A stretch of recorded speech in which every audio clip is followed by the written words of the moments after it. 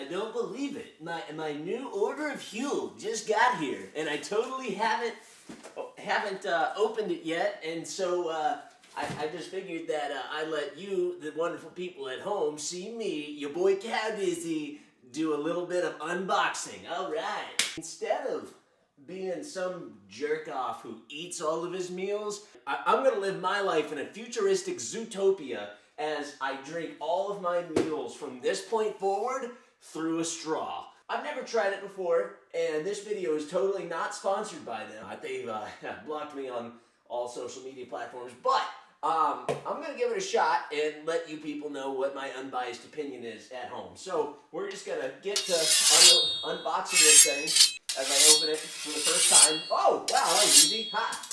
All right, so right away, you see that you're offered a Huel shirt, right? And so what is the point of being in on a diet fad unless everyone else knows that you're doing it? I already respect Huel because I ordered a large and they knew exactly how to make it like a tight, form-fitting t-shirt. I literally had not said the term meal supplements to anyone, but it was a thought in the back of my mind, and sure enough, Facebook presented me with Huel.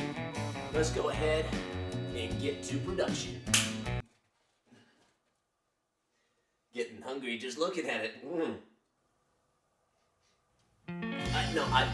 I'm testing the aromas, of which there are really none. I wasn't starting it. They want you to put 14 ounces of water with your Huel. There is not enough room in this. So we're gonna take a break, be right back.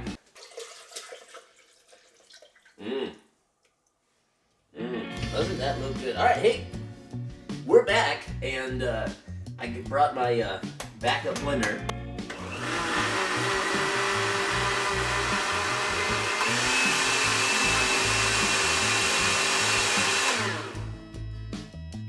You ready? Put this into there. There's the consistency. It does look much like a protein shake. There is a little bit of like red flakes in it, which is probably the blood of the rice, if I had to guess.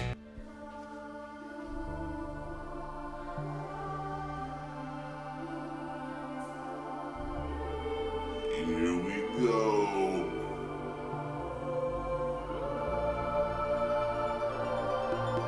I didn't actually get a sip. All right, here we go.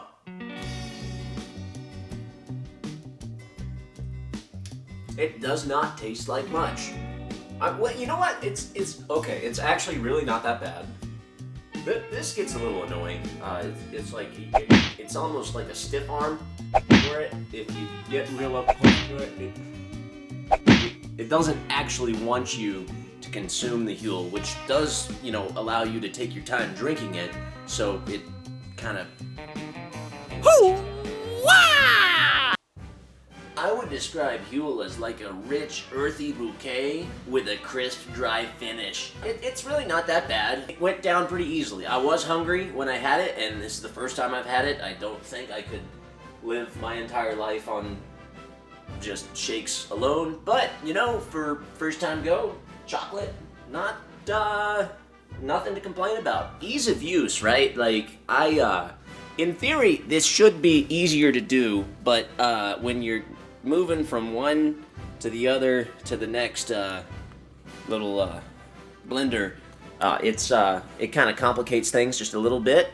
But future reference, I'll know next time. So seriously, the reason that I did actually pick this stuff up in the first place, I'm trying to move away from like the fast food for lunch kick, and so I do think this will be easier than that and actually save me my lunch hour from eating crap. So good to go on that front. I love the earth, and you should too. Alright, I was talking to a baby boomer the other day, and they were like, bro, it's cold outside, global warming's a hoax. And I was like, bro, I had a pastrami for lunch, world hunger is a hoax.